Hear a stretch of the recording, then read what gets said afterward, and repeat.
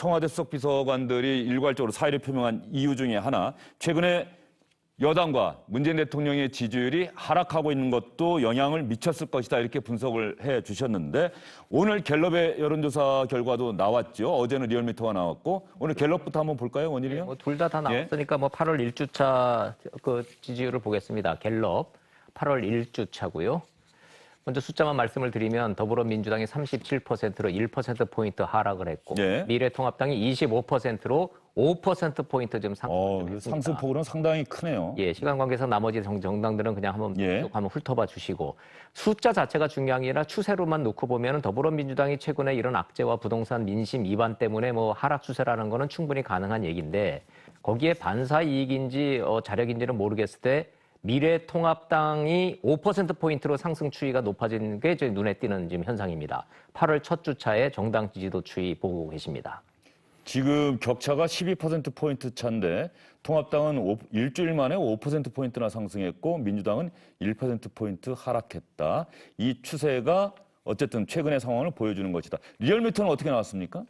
리얼미터는 뭐 오차범위 안으로 좀 접어들었다고 봐야죠. 35.6대 34.8이면 플러스 마이너스 2.5% 오차범위를 감안을 해보면 사실상 저건 붙은 겁니다. 그렇죠. 이걸로 봐야 되는 거죠. 근데 저기도 역시 보면요. 추세가 민주당은 지금 하락 추세가 지금 뚜렷하게 지금 그 벗어나지 못하고 있는 거고 똑같이 숫자는 다르지만 갤럽과 함께 리얼미터 여론조사도 31.7%에서 34.8%로 상대적으로 가파르게 올라가고 있다는 사실, 야당의 미래통합당이. 그래서 두 정당의 격차가 사실상 그래프는 저렇게 표현이 됐습니다만은 붙었다. 이렇게 보시면 될 것 같습니다. 리얼미터 지지율, 그런데 리얼미터와 갤럽에서 이 숫자가 차이가 좀 많이 나는데 리얼미터는 완전히 붙었고 거의 똑같은 수치다 이렇게 나오고 있는데 추이는 어쨌든 통합당이 상승하고 민주당이 하락하는 추이는 똑같은데 한국 갤럽에서는 37대 25 격차가 좀 커요. 어떤 조사 방식에서의 차이 때문에 그런 겁니까? 어떻습니까? 이게 ARS 또 전화 면접원 조사 이런 차이가 영향을 미치는 걸까요? 네, 그렇다고 그러네요. 뭐 양쪽의 설명 자체가 그렇습니다. 이건 제 분석이 아니고 ARS, 리얼미터는 ARS 자동응답을 좀 사용한다는 것이고 한국갤럽은 전화 면접을 하는데 이 차이가 뭐냐? 그러면은 리얼미터가 사용하는 ARS 자동응답이 본인들 여론조사 기관의 설명에 따르면 소수의 의견을 무기명 투표 방식이라는 점에서 전화 면접보다는 상대적으로 더 잡아낸다. 그러니까 소수의 의견이 리얼미터 쪽에 자동응답에 더 자세하게 잡혀서 반영된다라고 설명을 하고 있습니다. 사람이 아닌 기계하고 이야기를 하는 거니까는 속마음을 표출할 가능성이 크다. 대신에 응답률은 좀 떨어지겠군요. 당연히 떨어지겠죠. 뭐 한 20%대 정도 유지를 하니까 당연히 그렇겠죠. 이게 이제 얼마나 과학적으로 더 반영이 되느냐는 이건 누구도 장담할 수는 없는 상황이긴 합니다만은 그래서 제가 누차 말씀드리는 것이 ARS 자동응답으로 하는 리얼미터 조사나 전화 면접인 갤럽 조사나 수치보다는 시청자 여러분들 입장에서는 국민 입장에서는 추세가 중요한 것이다. 추세가.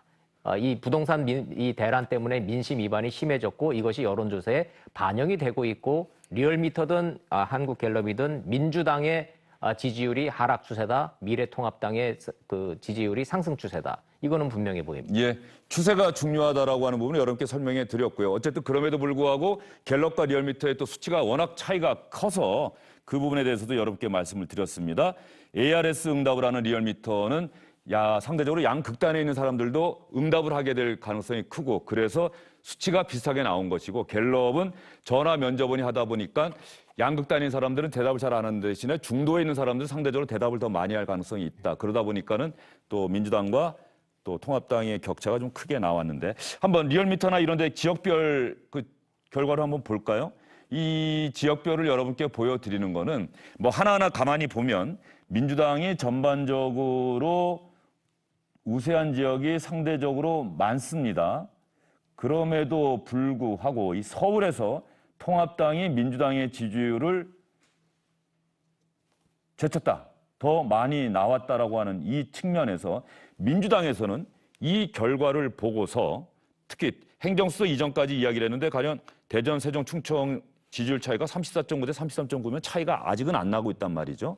그래서 호남을 제외하고는 사실상 전 지역에서 민주당이 통합당에 역전당했다. 이런 이야기가 지금 민주당 안에서 나오고 있다는 얘기가 있어서요. 예, 아까도 말씀드렸지만 저희들은 가장 이 여론조사에 가장 큰 영향을 미친 부분은 단기적으로 저희가 부동산 대응에 실패한 부분, 그 부분은 저희들도 인정을 하고 있습니다. 그래서 부동산 대응에 실패를 해서 실제로 시장에서 지나치게 이제 그 주택 가격이 올라서 그 일반 서민들, 특히 우리들에게 지지층, 우리 민주당 지지층의 서민이나 아니면 30대 그런 젊은 층에게 나름 절망감을 안겨줬다는 그런 부분들 때문에 아마 계속해서 그런 추이가 이어지는 것 같고요.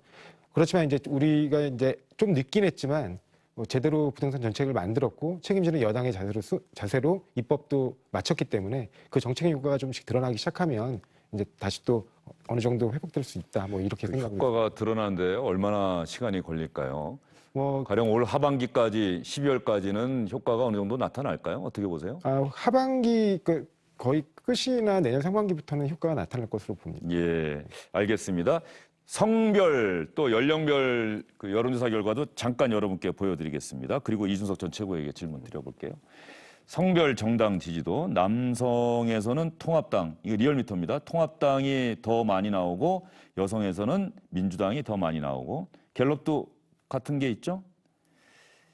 이 격차가 어쨌든 갤럽은 민주당이 그 격차를 좀 벌리고 있는 상황이긴 하고 통합당이 그 상승세가 뚜렷한 상황인데 역시 차이는 나고 있습니다만 통합당의 남성의 지지율, 여성의 지지율이 7%포인트, 4%포인트 올라가고 있고 연령별로 보면은 아마도 이 부분에 있어서 민주당 같은 경우가 좀 주목을 많이 할 것 같은데 30대에서 9.7%포인트나 떨어졌습니다. 이 부동산 정책과 관련돼 있는 것이겠죠.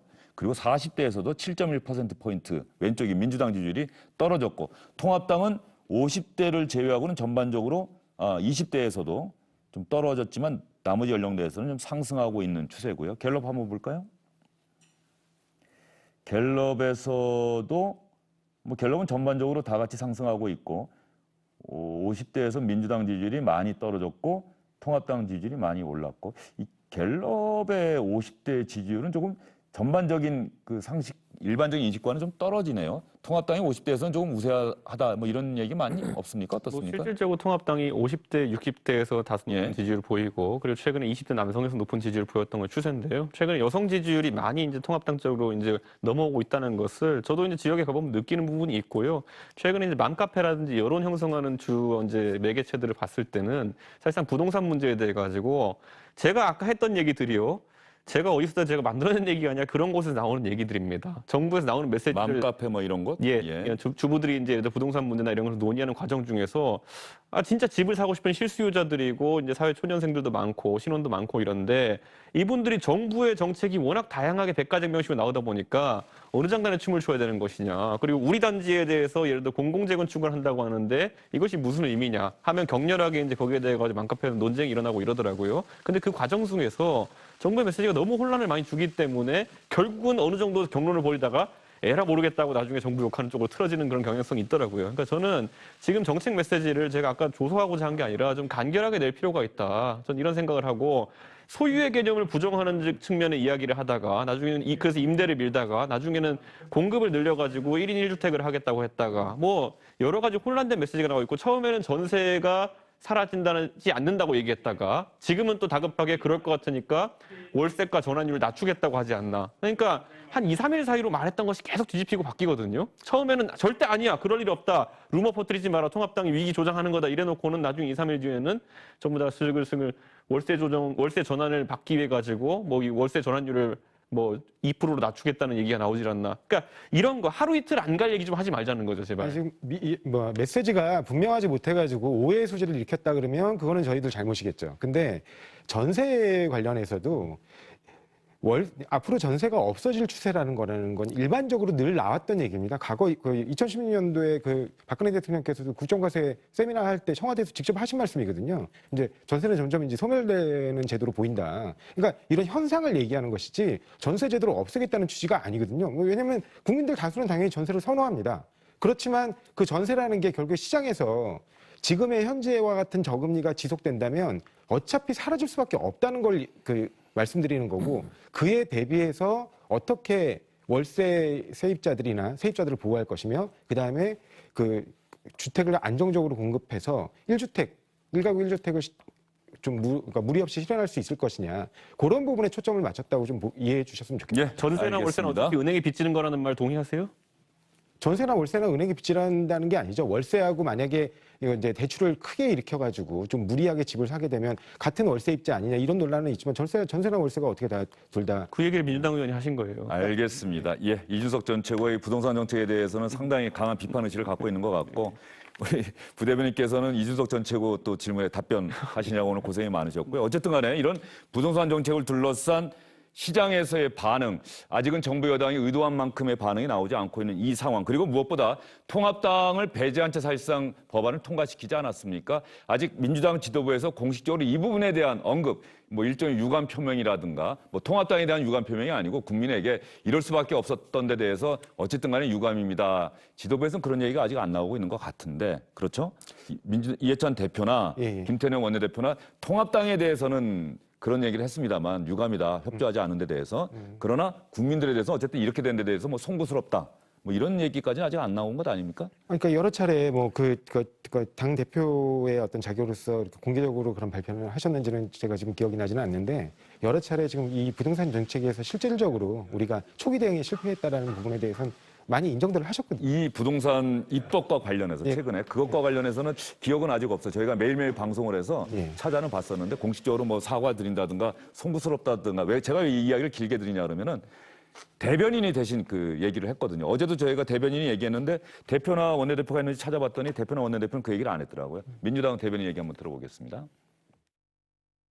부동산 시장의 불안전성을 만약에 더 두어서는 더 큰 혼란과 부작용이 있을 수 있기 때문에 불가피하게 특정 분야의 입법에 대해서는 이번에는 협조를 구하고 가지 못했다라는 설명을 저희가 좀 더 잘 국민께 드렸어야 된다고 생각하고요. 그래서 물밑에서는 지도부가 꾸준한 협상을 지속하고 있지만 불가피하게 협조를 구할 수 없는 영역이 발생했다는 것에 대해서는 송구스럽게 생각합니다.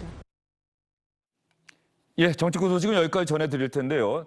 청와대 비서실장과 수석 비서관들이 사의를 표명한 것 관련해서 정당의 반응이 나왔는데 이 통합당은 상당히 냉소적이네요. 물타기 인사가 될 것이고 김종원 민정수석은 결국 직이 아닌 집을 택했다, 이런 논평이 나왔고, 정의당에서는 부동산 정책을 둘러싼 실패에 대한 책임을 져야 한다면 왜 비서실이 아니라 정책실에서 책임을 져야 되는 것 아니냐, 그런 면에서 보면은 방향이 잘못된 사의 표명이다, 이런 또 비판 논평이 나왔다는 점 여러분께 전해드리도록 하겠습니다. 수고 많으셨습니다.